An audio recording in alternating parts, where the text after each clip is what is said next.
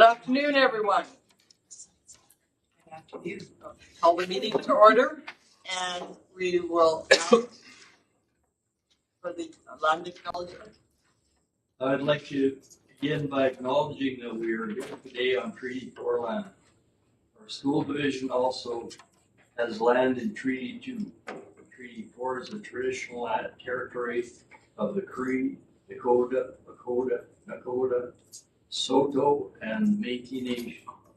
We in Southeast Cornerstone Public School Division respect and honor the treaties that were made on all territories, and we are committed to moving forward in partnership with Indigenous nations in the spirit of education, reconciliation, and collaboration. Thank you, Craig. Can I have a motion to adopt the agenda as presented? I move that the agenda be adopted as presented. Thank you, Megan. All those in favor? Opposed? The motion is carried. At this time, if anyone has a conflict of interest with any item on the agenda, you can declare it now. Or when the agenda is, when we come to the agenda item, then that would be also an appropriate time. Thank you. Okay, I need to entertain a motion for the minutes of this meeting of November 20th. I move that the minutes of the regular meeting of the Board of Education of November 20th, 2024 be approved as presented. Thank you, Michelle. Any discussion? Hearing none. All those in favor? Opposed? Motion is carried. Minutes for the organizational meeting of November 20th. I'll move that the minutes of the organizational meeting of the Board of Education of November 20th, 2024 be approved as presented. Thank you, Devona. Any discussion? Hearing none. All those in favor? Those opposed? The motion is carried.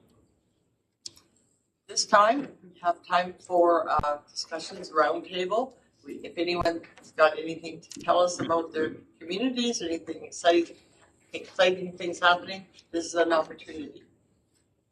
I'd like to acknowledge the part the division played in the new PAA home ec lab at the McNaughton High School. It's a beautiful state-of-the-art facility they've got now, and I know it's going to serve them long into the future. Thanks. I attended the Weyburn Cop Senior Girls Basketball Tournament over the weekend, and Esteban came away with first place. That was a really fun basketball to watch this weekend. And then you're going to start a fight between superintendents. Perfect. Anyone else? I just know there's Christmas concerts going on everywhere, and I think we owe a big round of gratitude to the teachers that put them on, because they worked very hard to try and herd all those little things. And the parents who dress the children up to go to those Christmas concerts. And especially the other And parents And the grandparents. the grandparents. I attended one last night in Aurora. Beginning to end, 1 hour. Best Christmas concert.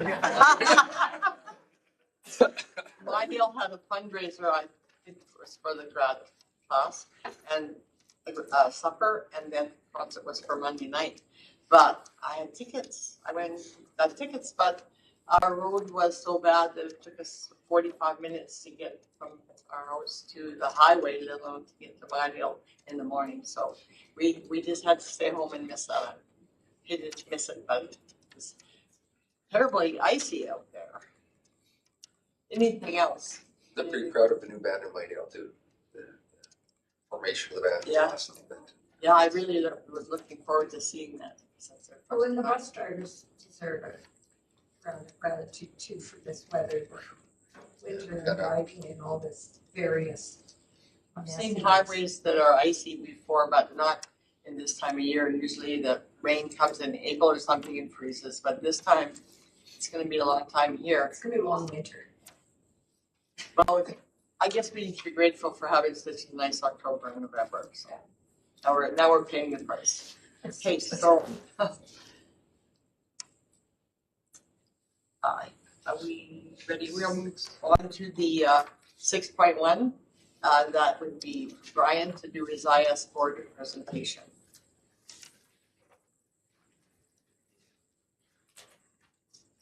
I'll start with, thank you very much for allowing us to present. And pleasure of information systems to share with you where our year has been. Such a larger crowd and an enhanced audience. I will tell you the last time I spoke to a crowd this large was 1985. I was president of the Institute team, student union president at the University of Regina. It was our first AGM, and there was a call to impeachment. So we got to bring in Bart Herman, Bart's one of our system analysts, one of our AI staff, to come in. Now I'll get scared. I'm sure does. That's a true story. If I can You begin. don't look a day older than you did back then, I'm sure. Thank you kindly for that vote of confidence. Just to begin with an overview of our department, is in terms of a mission, to the best of our ability, information systems tries to ensure the seamless integration of technology to support learning, teaching, and operational excellence within Southeast. We try to align ourselves with the overall strategic goals and objectives of the division. Core functions are to manage our technology infrastructure for secure connectivity, integrate educational technologies to enhance outcomes, safeguarding data through advanced cybersecurity practices, and providing robust IT support and training for effective technology utilization. We do have our challenges like any other department. We try to address cybersecurity threats and budget constraints while leveraging partnerships for growth. We're focused on equity and access, innovation and learning, capacity building, and operational efficiency. We are very fortunate, I believe, with our group of staff and the people we work with, that we have wonderful vendors that are leading experts in different IT or information system areas that support our position in the division. In terms of key functions of our department, technology infrastructure management, we try to ensure reliable network servers and hardware for secure and uninterrupted connectivity across all of our schools and offices. In terms of cybersecurity and risk management, protecting sensitive student and staff data for state-of-the-art monitoring, encryption, and incident response practices. Supporting the implementation and management of classroom technologies, learning management systems, and software to enhance educational outcomes. Providing robust support for students, educators, administrators, and staff to ensure the effective use of technology tools. Our staff, I'll go back to when I first started in 2013. We had 13 staff, including and myself, so 14 for a total. We had 2 network analysts, 2 programming analysts. We had 6 school area technicians, 2 in each of our regions, east, west, and south. We had 1 division office technician. We had a security analyst, and we had an IS supervisor, the technicians. If we move to the next slide, in terms of 2024, our staff consists of 10 people plus myself. We have 2 network analysts. We have 2 programming analysts on staff. Unfortunately, one of our programmers is off on leave. It has been since September, so we're managing with just 1 programmer. The 6 area technicians we have for schools have been reduced slightly. We are at 5.5. So we have 2 supporting each area. Scott Mercer, who's our division office tech analyst, does support labor and comp half-time. So he's half-time here and half-time in the comp. And the wonderful looking group that they are, Eric Sadler, our network analyst. Eric looks after pretty much our core, everything Microsoft 365, Exchange. We have Jason Fox, looks after all of our networking equipment, so all of our servers, switches, schools, phones, access points. We have Alexander Basinski, who's our programmer analyst. Brian Lyons, the programmer analyst, is again currently off on leave. Scott Mercer, division office in Weaver Comp. We have a new hire in the east, which is Christian Palmas. So Christian is looking after most of the north end schools for our east area. We have Garth Herman, who looks after our Carlisle schools. So that'll be CS and GFK, Arcola, and Maryfield, I believe. And then Garth also is a part-time replacement system analyst for us. Garth will look after all of our applications through the System Center, and now Intune as we made that change up to the cloud. Our two South area techs, Jeremy Stock and Sean Thompson, and then our one West area tech focus primarily on the outside schools of Weyburn, and then Legacy Park is Miles Person.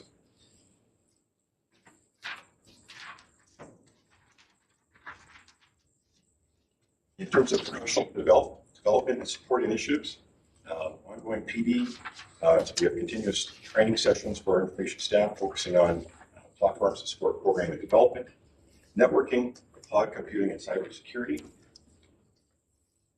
Cybersecurity training we do offer for all of our staff, board members included, through Arctic Wolf, Managed Security Awareness Training. Emerging technologies, we try providing our information staff support for Internet of Things, managing connected devices and related data.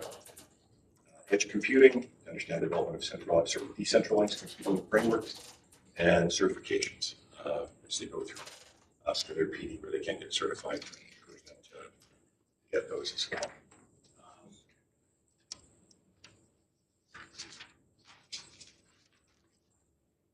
In terms of recent accomplishments in technology,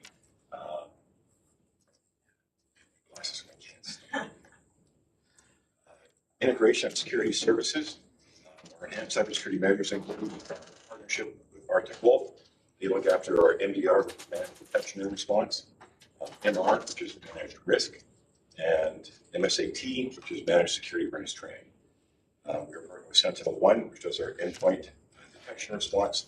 So that's the antivirus on all of our machines.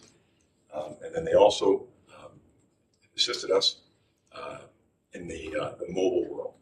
So it's a provision that we've offered to all of our staff with corporate phones where they can put the app on, and that provides security, because that seems to be an emerging window in terms of cybersecurity and in terms of access and bad actors accessing phones. We've also been able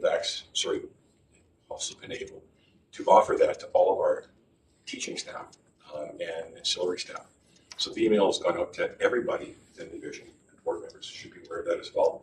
You have the opportunity to add Sentinel-1 Singularity Mobile onto your phone. It doesn't provide any access for anybody other than the AI through Sentinel-1 Singularity Mobility to monitor activity on your phone. So if there's ever anything suspicious, you would get alerts saying, this is what you need to look for, this is how you need to shut down, this is what you need to do. So again, that's available to all of our staff in division. Digital transformation, we are making the jump from deploying apps through System Center into Intune, so it's all cloud-based deployment. And then we did a relatively large, lots of work on the schools part, 10-year renewal for JAM admin cert. So JAM is our mobile device management system for all of our iPads. We found out this year that every 10 years you need to renew the cert. Otherwise, what wasn't renewed would have to come back. You have to renew the iPad. So we sent all the information up to school administrators. They were very good at collecting what they could. So out of our 3,300 iPads, I think we had 300 that we've been working on and continue to work on this. They're found to redo and re-roll them back into it so we can deploy apps on those devices.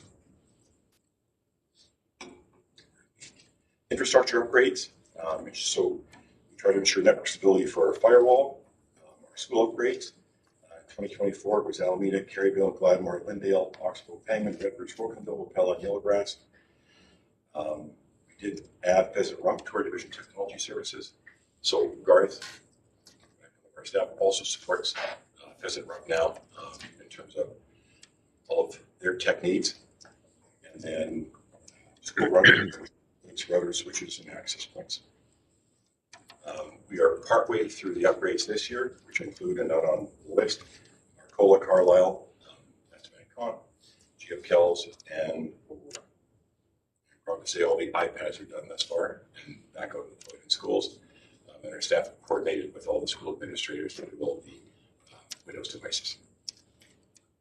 We also will be saving, which is part of the conversation later, but we'll also be saving on server consolidation. All of those schools last year to this year, with the exception of ECS, we will not be upgrading or renewing their school servers. So we've migrated them all here, central. So there's a roughly $10,000 to $15,000 cost per server saved. Centralization for school platforms. Again, the list is Alameda, Arcola, Caryville, Elementary, Kells, McNaughton, Glenmore, Pang, Pisarump, Pelawula, and Yellowgrass that we've done this summer. Our hope and intent is to have all the schools, with the exception of, again, Estimac Comp and Weyburn Comp, housed centrally here for the end of the school year. In terms of ongoing initiatives, enhancing cybersecurity measures is at the top, implementing regular security assessments and risk mitigation strategies. So we're fortunate, the board's assistance, I think it's every 3 years, Shelley. We engage IBM and they do a vulnerability and penetration test for us. We also have another assessment piece tool we use with IT as they request software to ensure the software that they are getting is secure.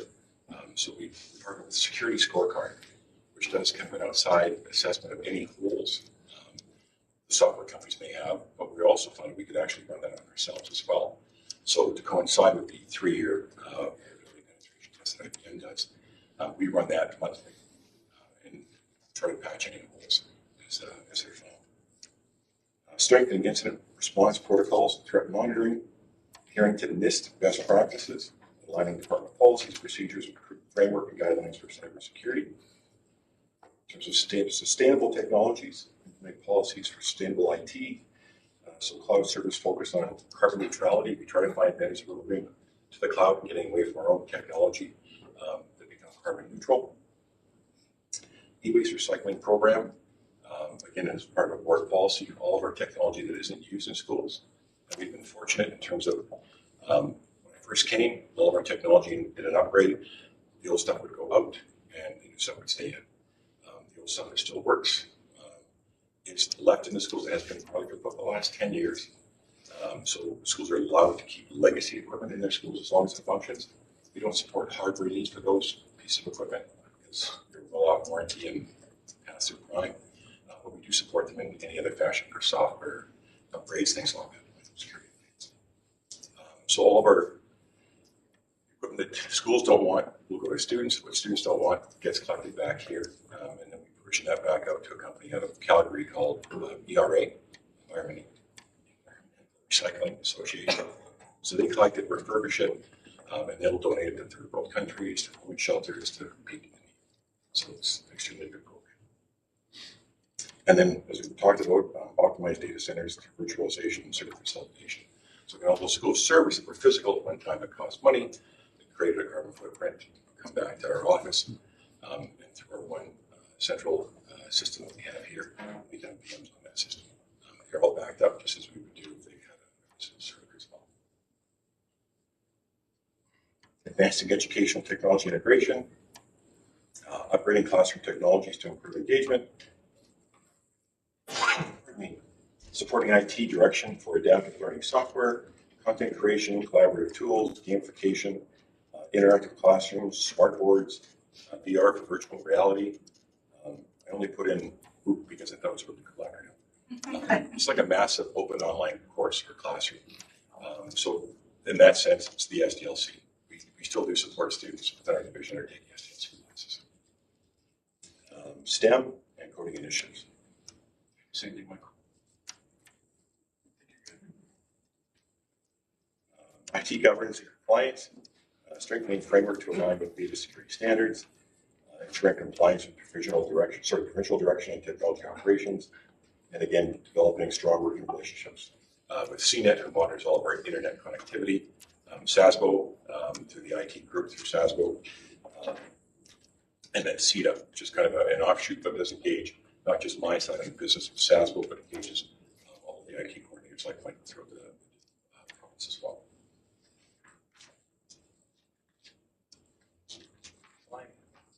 Strategic focus areas for 24-25. Equity and access, so we're ensuring all schools have equal access to educational resources, supporting technology needs for staff and students, refurbishing and distributing legacy technology to those in need, provisioning public Wi-Fi in schools, and working with education leaders to support assistive technologies. And then innovation and information systems, again, working with IT to integrate new technologies, beginning to leverage AI-assisted coding tools for faster, more accurate software development, working with department teams to support the information of things, for innovation and operational efficiencies. Just this year, we probably have more requests for facilities, and ensuring that monitoring systems they put in so they can access devices off network and make sure everything is working from furnace systems to water systems, those kind of pieces in our schools.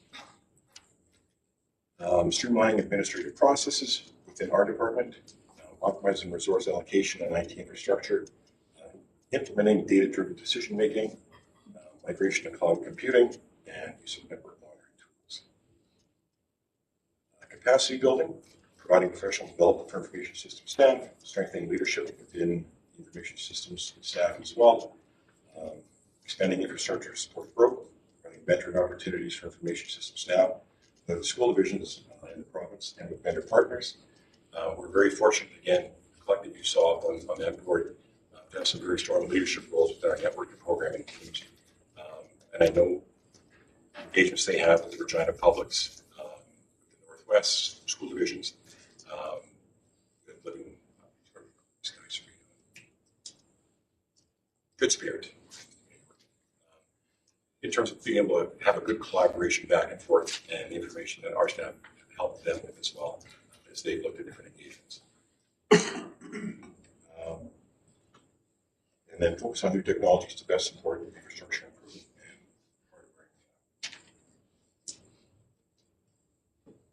hardware. In terms of our challenges to technology, always cybersecurity has to address evolving threats, addressing ransomware and malware proliferation, addressing access management issues, human error, and increasing complexity of regulatory compliance and budget constraints.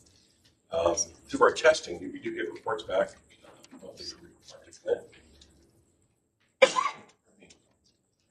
We are in the green, so our score is good compared to what they find on the average. All of our staff completing the assessments and the scores they got on those assessments. So it's something that's been extremely helpful, I think, in identifying that. I know I'll get half a dozen emails, probably a week, from someone saying, "Hey, is this what you think?" So again, not knowing, going to somebody to ask. I know our staff are the exact same way, or I'm sure they'll ask staff in their schools or they're going to fix that. Training is extremely helpful. Technology advancements, so keeping pace with technology changes for effective integration. Working with SLT on agile technology adoption. Continuous training and upskilling with scalable IT, and working with SLT on governance and policy updates for our department. Ensuring security amidst increased use of personal devices in schools. I know there's been a change in direction from the ministry on the availability of personal devices in schools, people's homes. But devices are still brought in. So it's our effort, our best effort, to ensure the connection they make to our public Wi-Fi is secure. Those sites are filtered and monitored, and we can collect data from a school administrator comes back and asks for any information on a specific device connected to our public Wi-Fi for site access.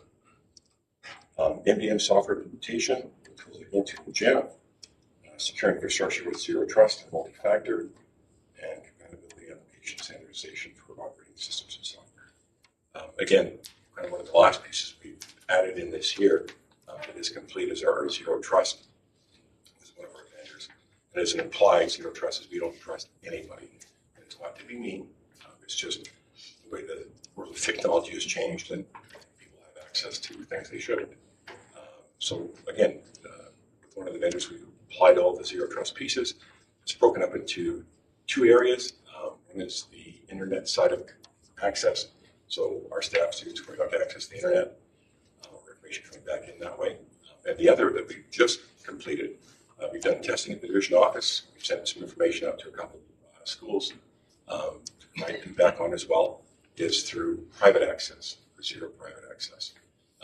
So prior, when we had our reach, we had a VPN active, and the VPN would go home, you connect to the VPN, we bring it back and give you access to all of your network services or drives, not secure. VPN isn't as secure as the zero trust principle is. So with zero trust, you go home with your device, which doesn't include 4 devices. We don't have you on our network. But any of our staff who take their devices home now should have the ability to have access to all of their drives, all of their services, without any additional clicks. Again, it's something we have built, continue to build upon, and feedback from our schools will be really important for our staff to ensure if there's anything that you can't get access to let us know.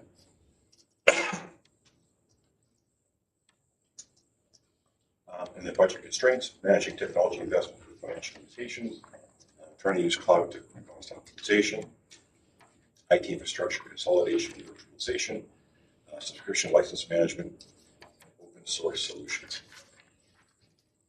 Which brings us into our budget. There's a slide.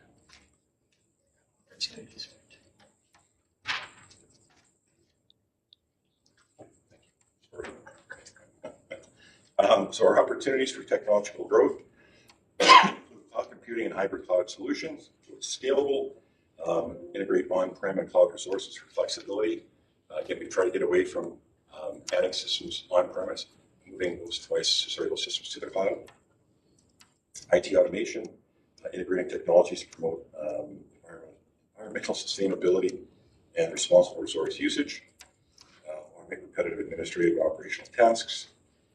Implement zero trust frameworks to enhance security, minimize service attacks, leverage AI and ML, machine learning for real-time threat detection and prevention, building a disaster recovery and backup systems to withstand increasing cyber threats, Internet of Things, so building a platform to manage and secure those, and working with departments for security implementation. And then lastly, AI, to anticipate infrastructure needs, optimize workloads, and prevent failures. Brings us to our budget. So our 24-25 budget is just highlighted for you on the front and wrote it down after. We've got approximately a $2.5 million budget for information systems. 35% of that we spend on cybersecurity investment or applications, training. $600,000 this year will be going towards upgrading network equipment infrastructure within all of our schools. Approximately $900,000 on school technology upgrades.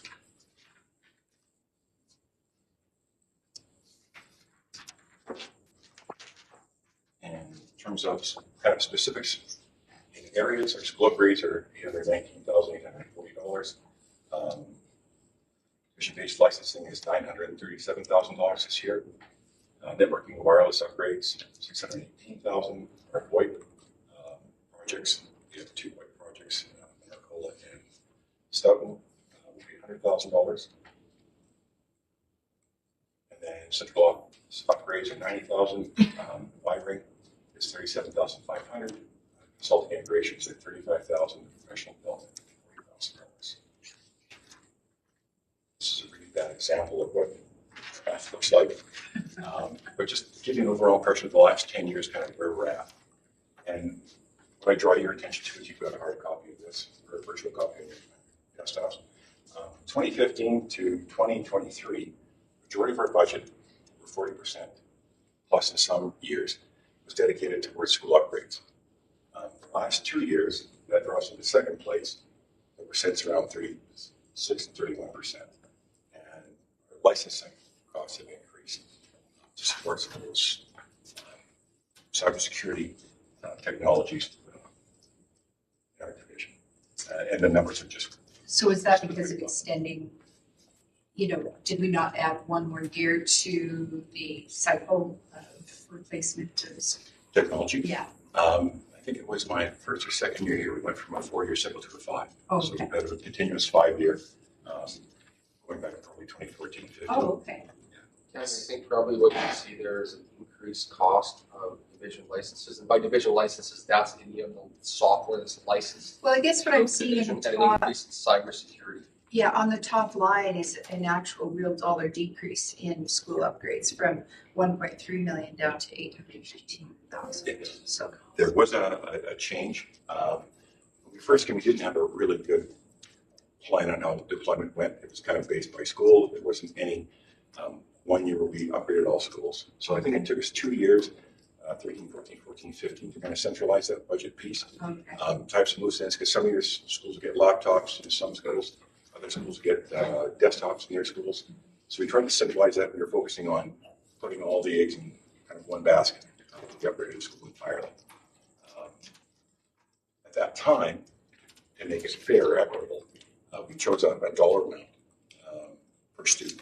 And that supplied all student technology, all networking technology, servers, that kind of upgrades and servers, not any network equipment. That was a separate budget. And also upgraded staff equipment. So we took those three into that dollar mark. It would have been 2021, 22 that we were told to reduce that amount. It dropped by just under half what we provision for schools currently. So that's had a significant cabinet change. And that's what legacy goes over to extend additional devices in those schools to support. You see kind of a double round increase in spending on licensing. licensing and security in particular, as that becomes a larger and larger issue. Yeah. At the same time, decreasing the amount of budgets that there are over the last number of years from IS, from busing, from all of the departments. You've seen that earlier on too, in the number of people that used to be in that department, 10 plus, 13 plus Brian, to 10 plus Brian. So see shrinking budgets in all of those pieces. And then what it looks like, hopefully better in a graph format, just to give a better graphical representation.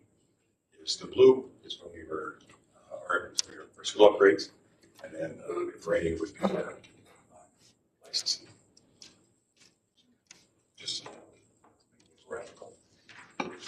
And interestingly, the licensing one increases every year, even when they're the programs that you have on your stock, all the same programs. And Shelley can tell you about the increases once they kind of have you over a barrel. Those are the programs you're using.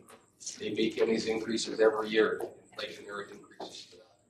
Try and lock that price in for as long as you can. Yeah, so when we try to negotiate a price, which Brian is a master of negotiating. If you ever want to buy a used car, send Brian out to do it. Because he's a master of negotiating the price, and we lock it in for as long as we can, try to combat some of that. So we're fortunate I'm not a good negotiator. We're just fortunate to work with good companies. And I will tell you, kind of industry standard and all that is about a 5% increase per year. So if you're looking at something, you're going to be paying more than 5% per year. Someone's taking advantage of it.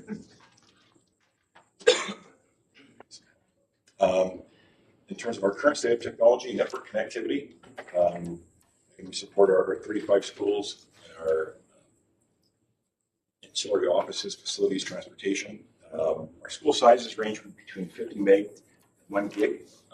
50 meg is for Lindale, and that was just recently increased to 10. They don't have any fiber connectivity to Lindale. CNET nor SASTEL. CNET would gladly provide a fiber connection to Lindale. SASTEL has made the cost so unrealistic. The best we could do is a line of sight. So technology for line of sight has really improved a great deal as well. So they've got a receiver on top of their school that gets wireless signal. They're trying to use their information back. Huge for them. They went from 10 to 50, and that's huge. Yeah. 1 gig in estimate and count. 1 gig, again, we want to be equitable, but why they have more is Estevan is our backup facility repository. So Mike can back up everything from our division office or to Estevan.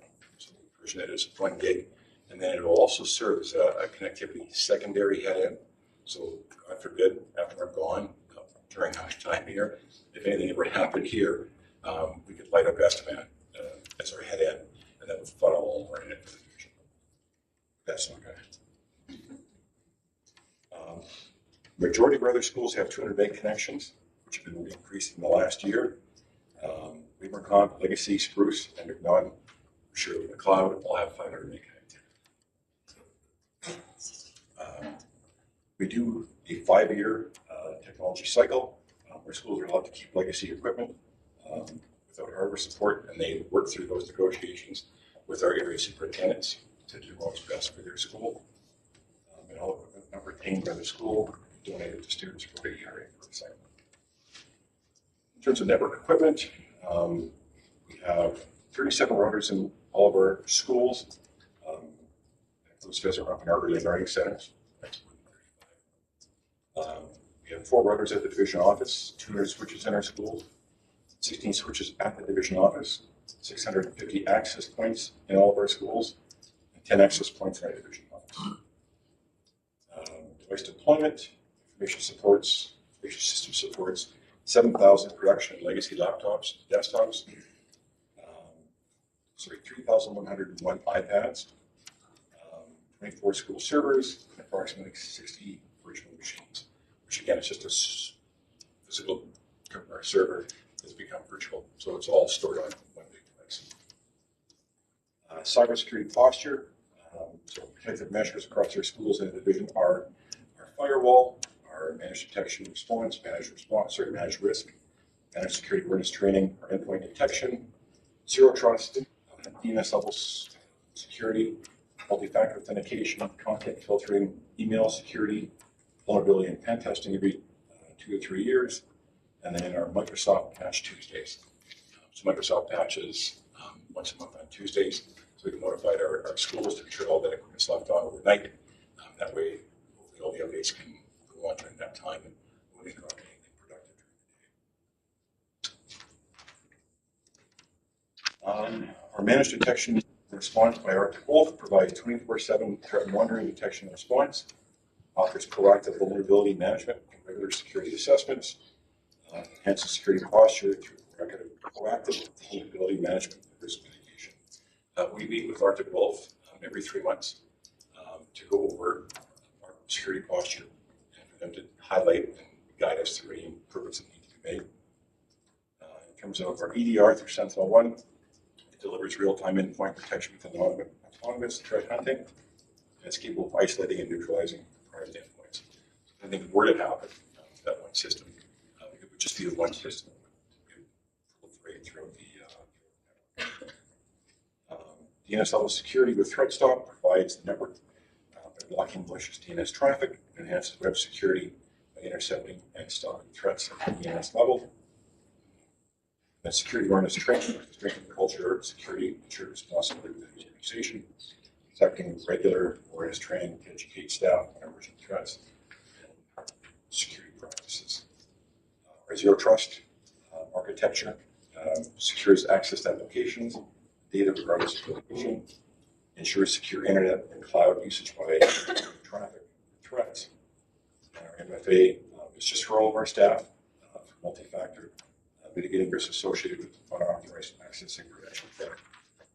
It is a secondary and a very strong security measure. I'll tell you, I had the opportunity to attend security conferences, and there's a lady that I've seen in 3 or 4 different presentations now, and I just caught her online, Paul Scavenger. She runs her own company called Secure, so CQURE. In front of probably a group of 1,000 people being impeached. I watched her break somebody's multi-factor authentication in the group who shared after MFA. She got no information, and in front of all of us while she was presenting, within about 5 minutes, was able to break or crack their multi-factor. She does a podcast, doesn't she? She does a podcast, yes. Doesn't she? On Yeah. Paul I've heard it, yeah. Wonderful lady. So again, our cybersecurity policies and best practices are MFA, the best we can, just at added levels, security awareness training, and incident response and threat mitigation.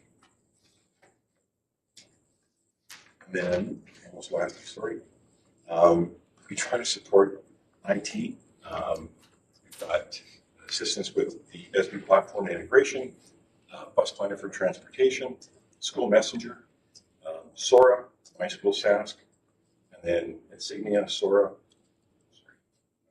Renaissance, Clever, and Witspeed. I'm sure there's more that I missed. We have two clevers. I'm not happy with it, unfortunately. So yes, we do our best as education determines additional supports that they want to engage with for students and staff to support those.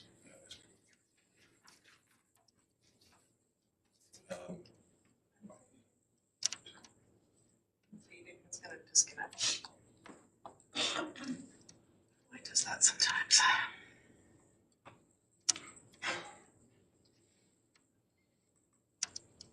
It's just-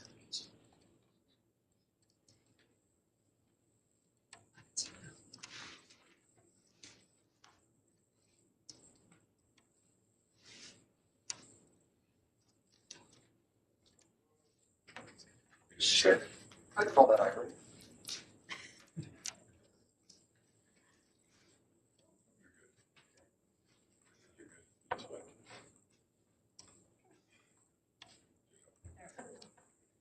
Takes all the ID out of it. It's just technology giving me a break to save my voice. Thank you for that, Joe. Future roadmap for technology enhancements. So enhanced cybersecurity measures, sustaining technology practices, technology integration and expansion to support, I'm sure I was clear, somebody didn't add it to my slide, increasing one-to-one device programs to support students with intensive needs, increasing children systems. And then enhancing classroom technologies for engagement. Innovations in learning, investing in emerging technologies like AI, assisted learning platforms, and introducing virtual reality tools for student experiences. I got one slide out of place. There we go. I should have added it, and I apologize. This just gives you a frame of reference for our connectivity goals from when I first came. This is from when I first came. We had, as you mentioned, Glendale Audrey. Glendale had 1.5 megabit of connectivity in 2013. All of our schools ranged from 3 up to 5. Were 50 megabit. I think we had 100 megabit at our head end at that time for a division office. Currently, we've had significant improvement. And you know, version over time in that 10-year period. But to go from 2013 to 2024, yeah, I mean, we've had significant increases. I can't remember if our aggregate, when I first got here, was much more, probably just under 200 meg. We're, I think, now at like 6.5 gig in terms of an aggregate connectivity for all of our schools. And again, we can't push that through our division office because we are limited to 3 gig, but you never get everybody online at one time. So, version for that. I've seen that's been very good, saying if we ever did need more, they will version more for our head. So it has been a significant increase from CNET to all of our schools in the province and focusing, I think, mostly for us, with, again, minimums of 200 now, except for Glendale. I think you'd be hard pressed to find any other divisions minimum now at 200 with some of the school populations that we do have. So we have been very fortunate. So yeah, just different graphical representation of what it looks like in terms of how big the increases have become, the impact that will have on connectivity for schools. And the next slide is just, I think it was all of our 5 and 3 schools remaining 1.5. It's been a big enhancement. And then lastly, our call to action, continue to optimize IT infrastructure.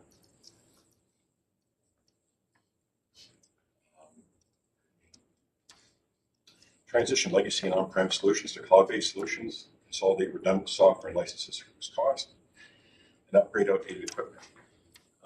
Part of the dilemma we're experiencing currently, Microsoft is getting support for Windows 10 in October 14th of 2025, which coincidentally is my daughter's birthday, and when I'll end support for my daughter. But we may not. That's a dream. We may not look forward to the October 14th date for Windows 10, but I sure am with my daughter. And it is probably a dream again.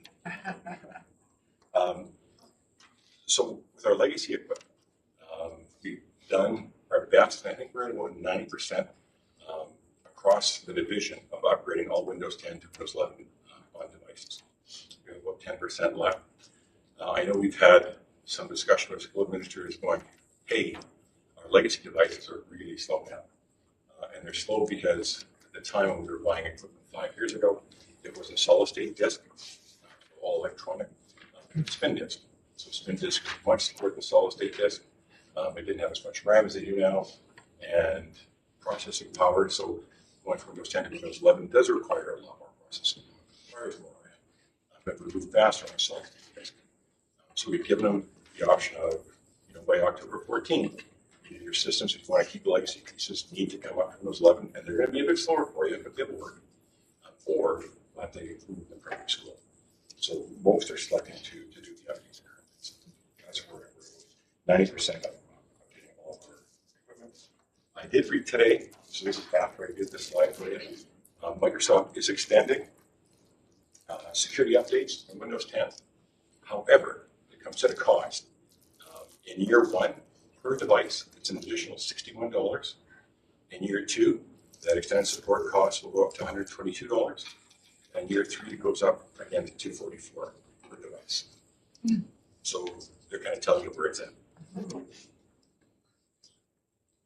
Improving IS service management. So I think all of our staff strive to ensure we're doing the best we can for schools.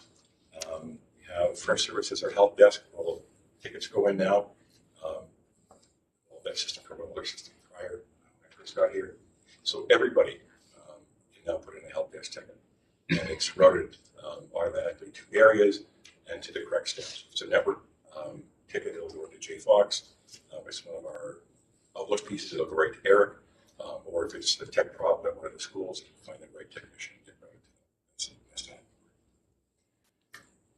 them. Do better to establish clear SLAs for IS support. And then conduct user satisfaction metrics to improve quality of service. Enhance cybersecurity measures. Continue to collaborate with companies like Arctic Wolf and One Zscaler to develop new solutions and enhance security measures. Continue security awareness training and for staff and students.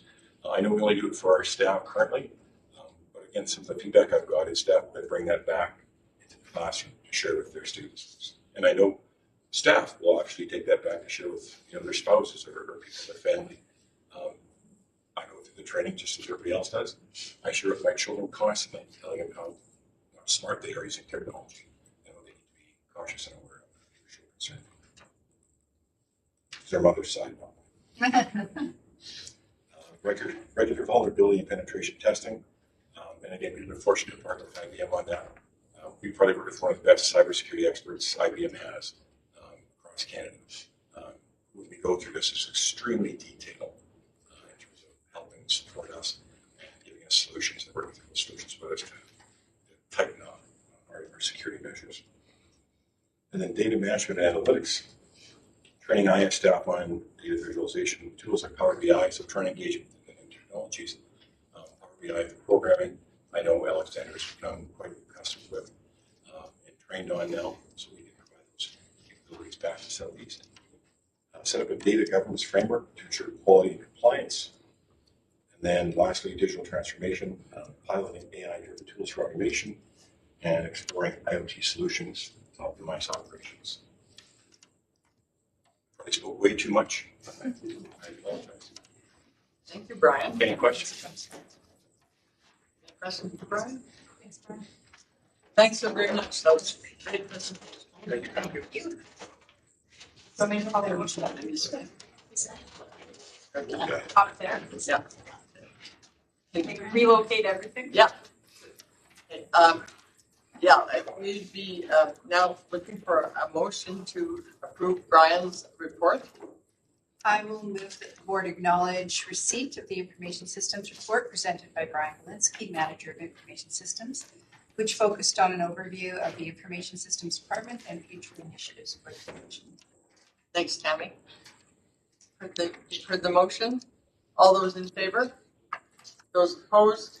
The motion is carried. Well, I would really want to stay for the wall walk, but I've been watching my weather network, and the wind's picking up and it's snowing in Regina. I have an appointment, important medical appointments tomorrow, so I have to excuse myself. Megan, thanks for doing this. I'll just get out of your way here.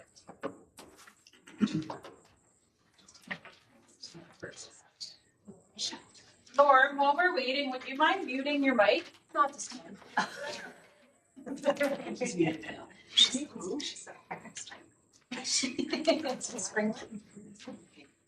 You give me the data. Take your chair.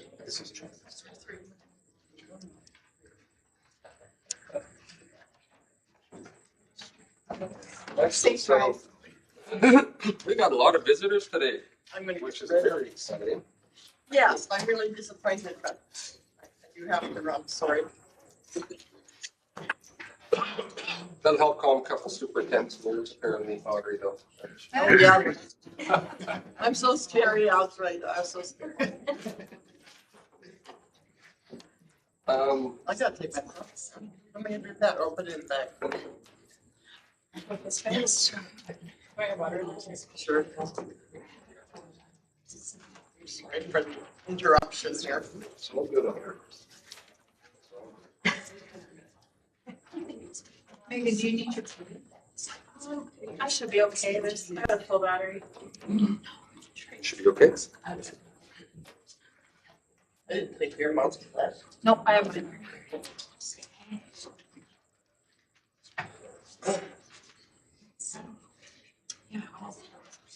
So far, it's sitting just light snow, so that was a good thing. It's looking like lightish snow. Yeah, I guess, no, I didn't get that.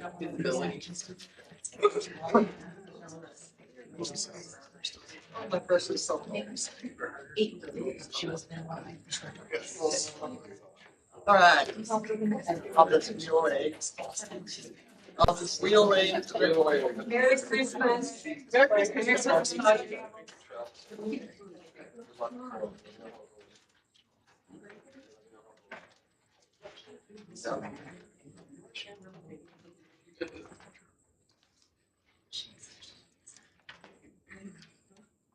All right. Okay, I'll walk. we're on to the wall walk. So thank you, everybody, for joining us today.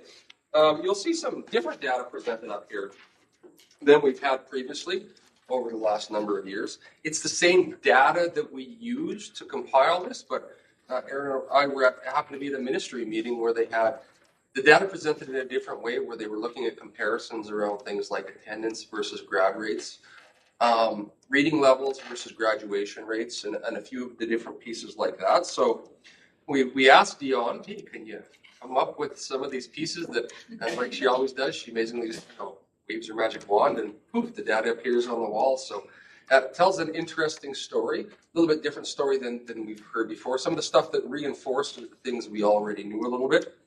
And interesting, some of the data that you'll see in the middle, we've had some conversation around already, and you've had an opportunity to talk about the difference between criteria reference and norm reference test, what tests and what the differences are there. So you're all experts in that. So as they're talking through that today, you'll be able to decode exactly what that means. As usual, we see a lot of really interesting and really good data coming from our students, from our parents, from our teachers in terms of how our students are performing across the division. And we still see some areas for growth, some places to move forward. So with that, we're going to turn it over to our coordinators and superintendents to walk you through the wall, talk about what the data is and what the things that we're doing in order to help support those particular pieces. That I'll turn it over to Nathan is up first. He's dynamic. He's quite dynamic, by the way. So. As far as I know, quite. And if anybody wants to go take a closer look, you're welcome to walk over to the wall or move your chair around to that side too. I think in the presentation here today, we'll point a few things out, but it's worth having a little bit closer look. The area that Jackie and I are going to talk about, student transitions.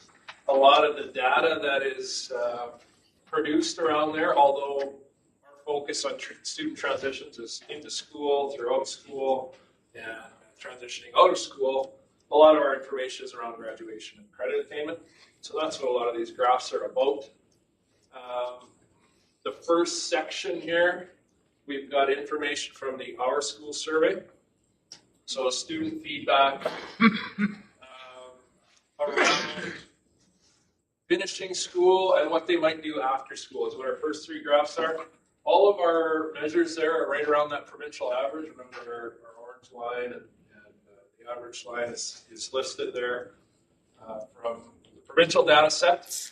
But we hover right around that provincial norm in all areas of students wanting to finish high school, wanting to pursue a trade, wanting to go to college or university. We're up from last year. So we have had a change in how this was. We have fall information, which we haven't had in the past. So could be something to do with time of year. For whatever reason, we seem to be up from last year in those areas. And then the final two graphs are broken out. They're about rigor. And this is broken out with elementary students and our middle to high school students. And again, right around a little bit above the provincial norm, a little bit higher than last year. Students feel there's an appropriate amount of rigor. School's going as it should, and the appropriate demands are being set by their teachers. So that's a little bit of information as they go out of school and then throughout school. And then the majority of this area revolves around graduation.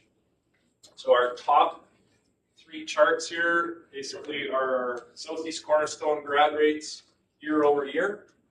The lighter green, come with a fancy color name here, and I apologize.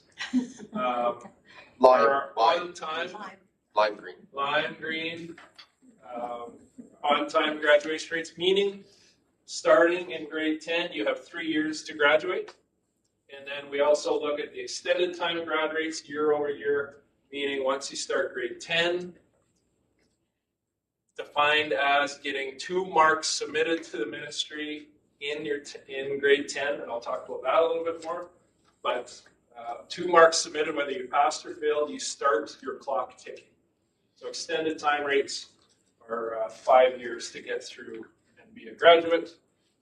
Those numbers are at 90% this year, and for the group that takes 5 years, at 91%.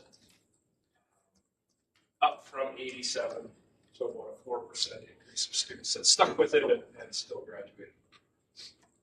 These two graphs, on time, extended time, school by school, if you want to take a look. And that Southeast Cornerstone average is identified in the opposite shade of green. This is where Keith was talking about relatively new information that we have. So we are looking at on-time graduation rates based on how the students were reading when they were in grade 3. So that's a big measure for us. Students, as long as they can read it at grade level by grade 3, that's being tracked. This is now, are we graduating? Based on how you were doing in grade 3, we've got some information there. So, Is this the first or the second cohort that we can do that with? Like when did second cohort? Okay. So we've got 2 extended time groups listed, and then there's four groups. And under there, as we started talking about the information, said, Dion, we need more information. And we would like to know the students who did not graduate, because I think we originally started with these 2, is that fair to say? We said, what about the students that didn't graduate? What was their reading level? So definitely interesting information to look through. I dug a little bit deeper on our on-time students and looked at the numbers based on students that happen to be green, meaning reading at the appropriate grade level, in grade 3, and this is the group of kids that graduated, and these are the green kids that did not graduate. So interesting when you total these up together, students that were green and graduated, 95% of the kids that were green, they graduated. If you looked at just the red kids on both graphs, it was about 83%, and that was for this 18-19 cohort. I went through the green students in grade 3, 94% of them graduated that following year, 77% of the red kids graduated. So it's not that we give up on the red kids. I think there's a ton of supports in place, and we do everything that we can to make sure, even though they might not be at that grade level in the 3rd grade, many of them are still graduating, but that rate is a little bit lower. So I thought that was interesting. The last 2 years, if they were green, 91 and 93%, and then 77. And there's an anomaly on here, I believe. It's a little bit higher, or a lower red group. 86% of the kids that weren't reading at grade level this past year still graduated. So that's the Keep in highest mind, rate. those are low numbers, right? I think that's 8 in that cohort in that far right red, and there's 15 in one beside it, I think. Yeah, there was 8 students that did not graduate. 51 of the students that were not reading at grade level at that time did. So that's where it worked out to that 86. But something I don't believe has been on the board before. I think it's very interesting to look at, and it's broken out by on-time and extended. Keith also mentioned looking at graduation based on attendance rate. I believe this confirms what we know, or we definitely believe. You have a better chance at success by attending school. Obviously, there's lots of data out there that would prove that. We have a nice graphic to say that works for us too. Now, again, I'm going to be honest, I also want to see the students that did not graduate. What was their attendance rate? There's a bit of a hiccup with that. So as you look at this, I think students who graduated, what was their attendance rate? Above 90%, at least above 80%. And it goes along in the categories. We tried to look at the students who did not graduate and their attendance rate. The numbers are very depleted because they needed the attendance rate. They needed to still be in the course at the end of June for us to get that data. Many of the students had either dropped the course or been removed from the course, whatever that meant. The numbers are really low, so I don't know if it tells the whole story there, but it also doesn't include, that's a low percentage of students in this graph because 10% of our grade 12s didn't graduate. We had a 90% attendance rate, but there's only about 12 kids listed on there. So if you're looking at that and wondering about the numbers, that's sort of the story there. This was a new graphic that was sent.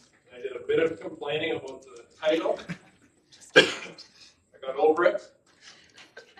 I don't know. I'm not sure he did. I'm not really sure he did because there was another little shot there. I don't know. So the Ministry of Education has released these graphs that say the percentage of grade 9 cohort meeting the requirements for placement in grade 10 graduating cohort the following school year at Southeast Carson. We've had some back and forth on this. But we're talking about students, again, that requirement to be in grade 10. There's a number of reasons that you could be taken off the list and not included in the cohort. But this is ultimately students who started grade 10 after grade 9 and got 2 marks submitted, whether they passed or not, and then they get included in that grad cohort. If you are enrolled in special ed, they wouldn't put you in the group. If you were moved out of the province, out of the country, deceased, heaven forbid, they wouldn't put you in this number. So this is essentially, it's for Southeast Cornerstone, our number is 96.7%. Grade 9s go to grade 10 and then get included in the cohort after that year. Okay, very confusing, but it does lead to, into the information on the following graph about on-time graduation rate and credit attainment. So students in grade 10 that get included in the cohort, They show us a percentage of students, 88.3%, that are on track to graduate or get 8 credits that school year. So we need 24 in that 3-year time frame. We would say you're on track if you're getting 8, 8, and 8.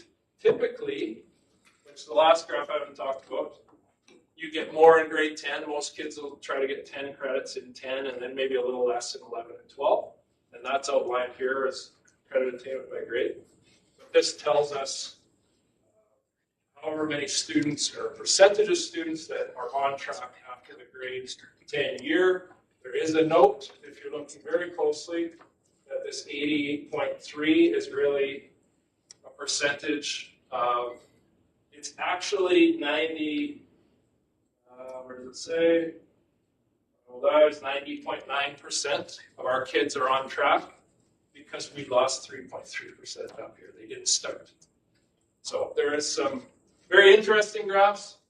Might be a little confusing based on the title, but lots of information about graduation.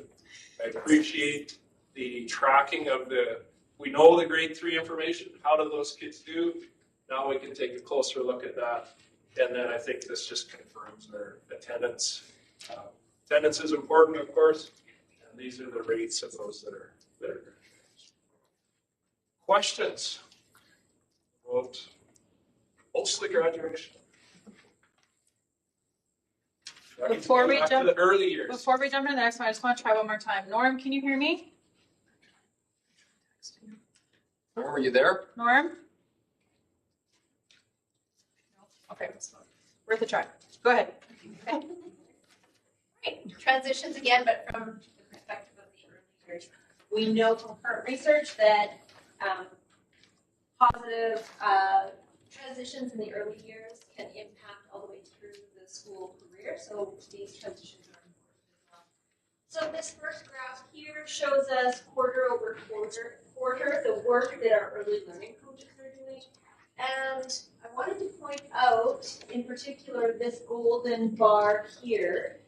In the quarter of July to the end of September this year, we transitioned 42 students into pre-kindergarten or kindergarten from our program, and that's more than double any other quarter that we've had. So the quarter before we had 16, 13, 5, 15, 10, 6, 5, 5, and this past quarter 42. So that's a significant number of children that we were transitioning from the early years program to pre-K. That means that our early learning coaches have been doing quite a lot of work this fall, managing those transitions and supporting teaching teams to wrap around those children. And we've been slightly short-handed as well, and so just trying to catch up to ourselves at this point. Okay, so these next two graphs are about our early years evaluation. That's a tool that we administer to kindergarten students every fall.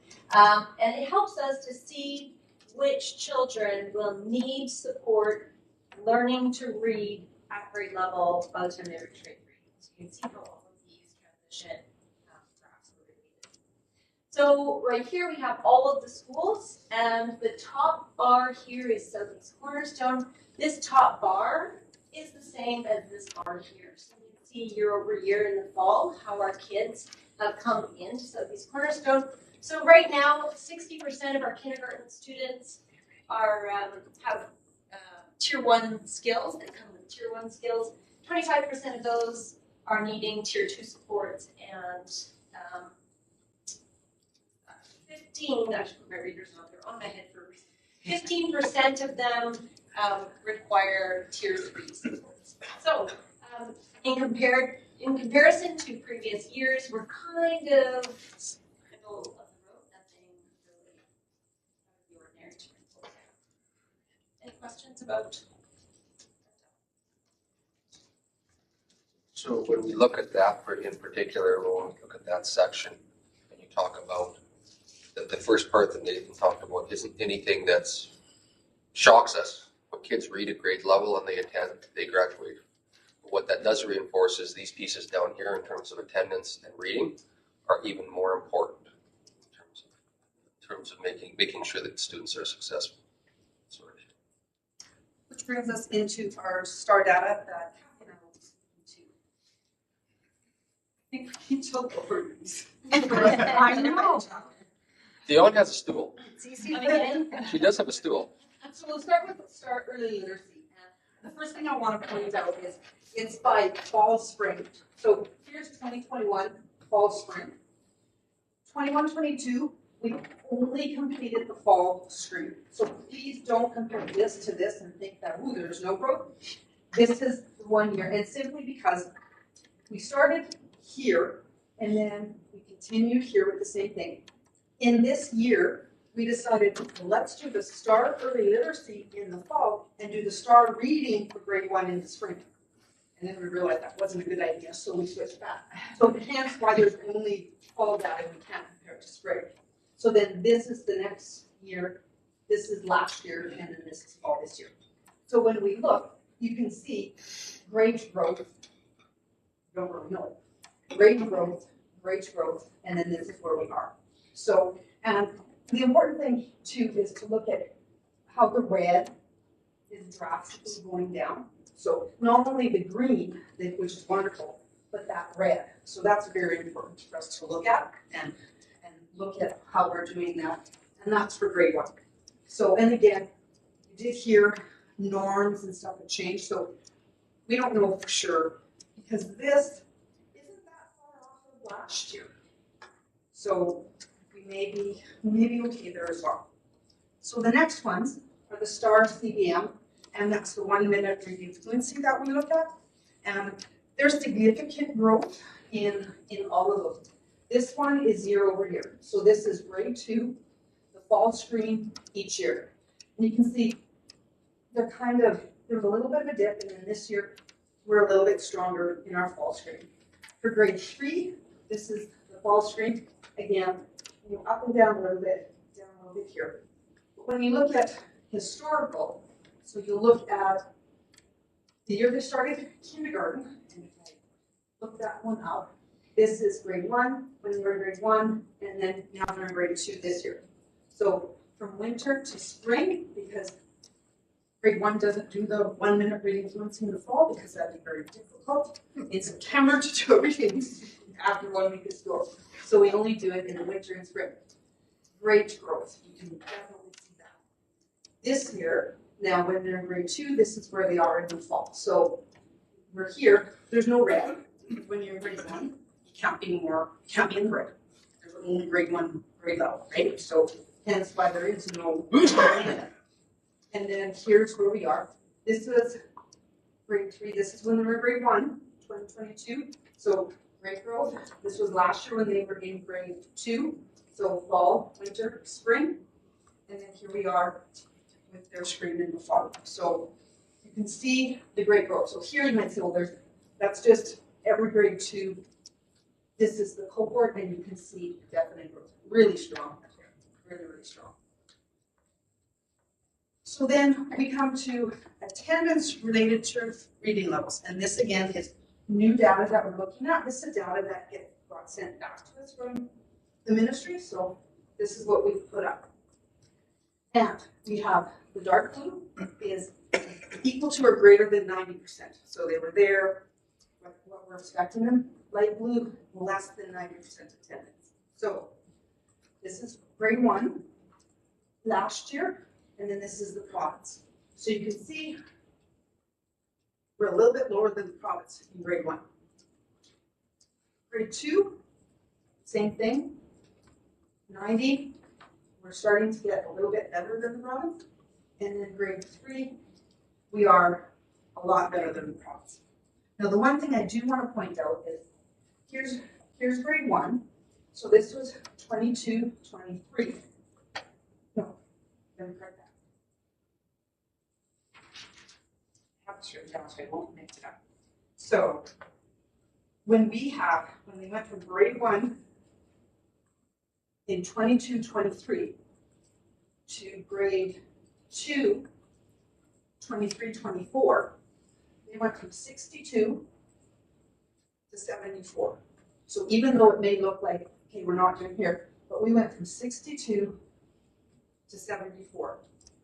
This group went from they were grade one, no, this grade. If they were grade 2 here, they went from 77 to 83. Grade 2, and then last year they were grade 3, 83. So again, they were starting lower at all those interventions, and hence last year was when you combine those two, we had our 81.3% reading at grade level in grade 3, which was our best ever. So you can see we are really putting in, our teachers are doing great jobs out there putting in those interventions. So even though we were coming, now we're drastically better than the province. So that's something to be very proud of with that work. So sending back, that's good for us to look at. Cheryl, something I really noticed in that bottom one in particular is if you notice the light blue is those who are attending less, the dark blue is those who are attending more. So on the right hand side is the province, on the left hand side is the school division. Well, if you notice, something I think we'd be pretty proud of is there's lots of interventions going in for kids who aren't attending at the higher rate, and that's brought those kids up closer to, still not to where the kids who are attending more often. But that gap is much less than in the provincial average. Yeah, definitely. I mean, a little bit different for grade 1, but when you're looking at grade 2 and grade 3, that's not near the same. So moving forward, what we're going to look at is actually taking our reading data and putting it against our attendance data. So we're gonna, I'm just gonna try to wrap our head around that and look at that for the winter screen to add that to our list. Thanks, Cheryl. So I'll just keep going with the STAR assessment data. So from here to here is the rest of the data that we have posted up here. And just to review our STAR screens, we have 4 years worth of data. The STAR screens purpose is to create a baseline, determine where we're going to put supports, and measure growth.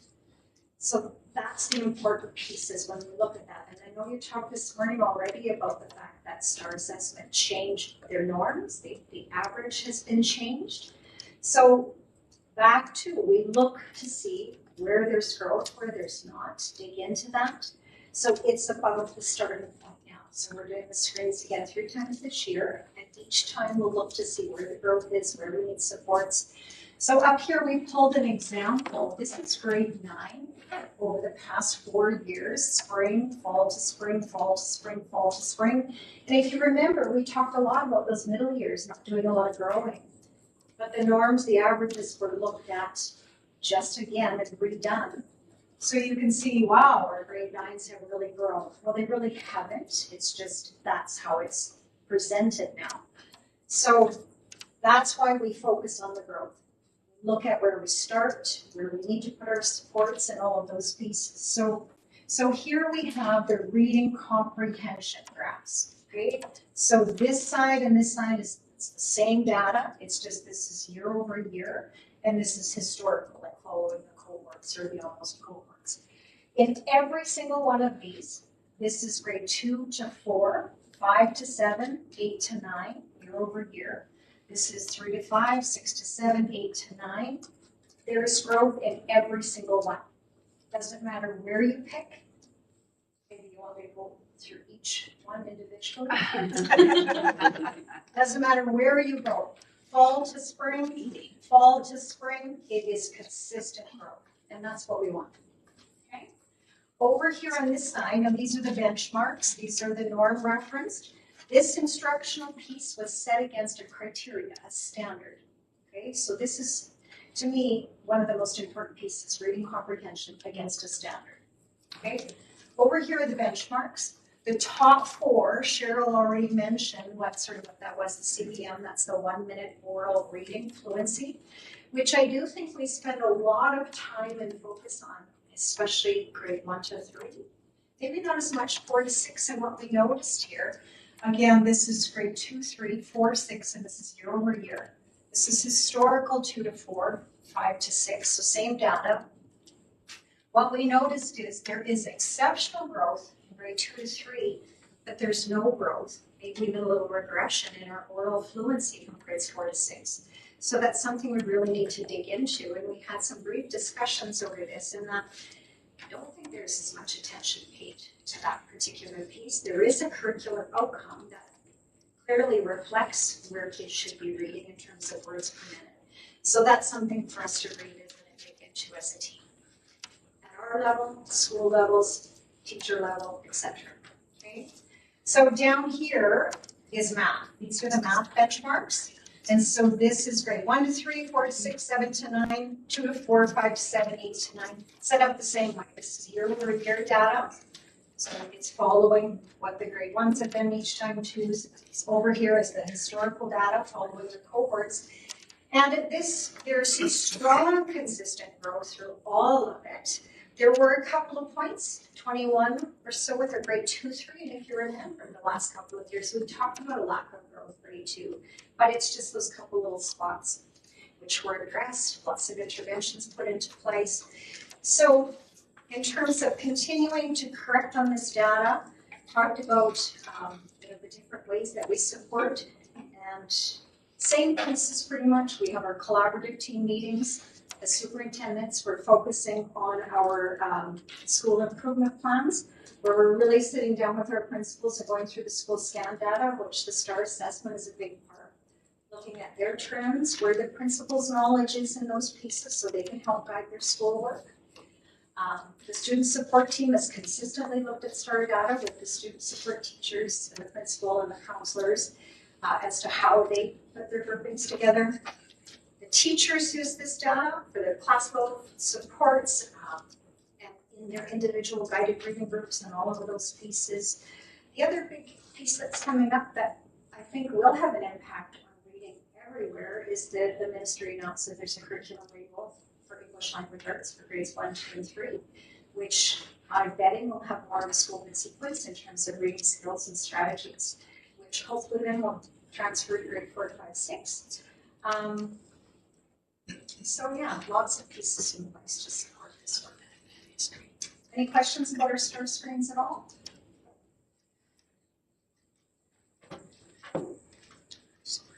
Thanks, Kathy. I go next and focus on our First Nation Métis Inuit students. For that, I'm going to look at mirrors very much what the same data what Nathan had talked about in terms of grad rates, reading levels, attendance, and so on. I like over there though, where Nathan said that if kids attend regularly and are reading at grade level at the end of grade 3, they're going to graduate. There's a little bit different story to tell here. It's 3 variables to track. First of all, the rates year over year data is at the top. The dark use extended time, so that Nathan talked about the starts when you enter grade 10. Kids take 5 years to graduate, and the light green is on time, or in 3 years. And you'll see we've had significant growth over the last 3 years on our rates. Now, a bit of a caveat to that, our numbers are small. We've got approximately 490 FNMI students in our system, compared to, which is about 6% of our kids overall. Approximately 35 to 40 kids per grade. But we do see specific growth. 1 year, 21, 22, not very low number. But if you go back to when they were in grade 10, that was when the school shut down. So they missed the second semester basically of school, which I'm assuming the impact of that. But the good news is that cohort that didn't graduate on time, that's their 5-year number there. 62% did graduate in 5 years. So there's some resiliency built in there. Those children, their students. The other graphs, so our numbers here are lower than overall, which we've generally seen over the last years. The other graphs here, just like Nathan's shared, talk about reading rates. These two are kids that graduated, FNMI students graduated on time, reading at grade level. Here, actually, the last 3 years, all 3 cohorts were reading at grade level within the grade level at grade 3, but they left grade 3. And those kids all graduated. When you look at the kids that did not graduate on time, there's a significant amount of kids who weren't reading at grade level. It's almost the same kind of data, but more pronounced. More pronounced. Right. And there is, like I said, with the small numbers, there's a trend forming here in my mind. Where kids that are reading at grade level at grade 3 are graduating or finishing on time. If you look at the extended time grad rates, these two graphs, kids that were reading at graduated in the 5-year window, about half of them were reading at grade level. So we did pull some through, so we're good to get through. But there's a significant portion, we're only talking about 5 kids here, but of those 5 kids, 3 of them were reading at grade level, grade 3, and didn't graduate. So that data, that idea that if you're reading grade 3, you're going to graduate, matches what Nathan had shared over there. But if you jump to attendance, this graph here shows the percentage of students graduating on time in their attendance band. So kids attending 90% or more, 80% to 90%, 65 to 85, or 50 to 65. You can see quite a bit lower numbers than what Nathan had. They're very much skewed to the right. There's less attendance. So when I was thinking about this last night, I thought, well, the 2 variables that affect graduation attendance and reading, or hypothesizing, I should say, grad rates, don't work in hand all the time. If we can get our students attending, I'm guessing they're going to attend, they're going to graduate. That's my hypothesis. But if they're not attending as well, if we can get them reading at grade level, by the end of grade 3, they're going to graduate too. So in spite of the attendance, it would appear. Now, there's lots of other factors at play there, obviously. It could be reading, having success at grade 3, they're going to attend more, and then they're going to be more focused on graduating and so on. Success breeds success. I saw it's an interesting thing how those 2 attendance and reading aren't quite in alignment. We're still getting a significant number of kids graduating on time this last year. So we'll talk about some course corrections in a minute. Because I want to talk about the last graph here around credit attainment. Nathan mentioned how in grade 10, kids usually take 10, 9 credits, get a lot to start. Our FNMI students, First Nation Maintained Unit students, aren't getting there at grade 10. Last year's grade 10s only averaged 7.6 credits, and then dropped down to 6.6 and 5.3. So that would explain why there's a higher extended time, lower on time, higher extended time. So some of the things that we need to do, obviously with attendance, continue to monitor attendance at our schools, and put in attendance interventions to help support kids in school. One of the factors that is hurting us with attendance overall is busing in from like there. That's going to impact kids.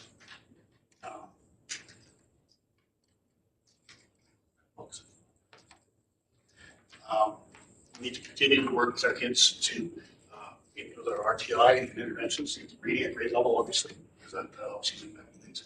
And the other thing that we've done last year, we're going to do again with credit attainment, is we actually tracked credits by students, by FNMI students. So last year, we haven't got the data yet, but last year we were able to superintendents from each school. I was able to say to Shelley Campbell and so here's a list of First Nation students that are in your building.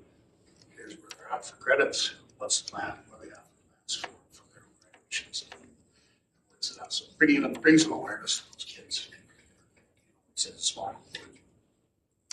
And the last thing that we've done, and we'll talk a little bit more about it as well, is with our ISI grants in our Cole and Stoughton, and then also the DFK is our liaison workers now are already as a grant coach.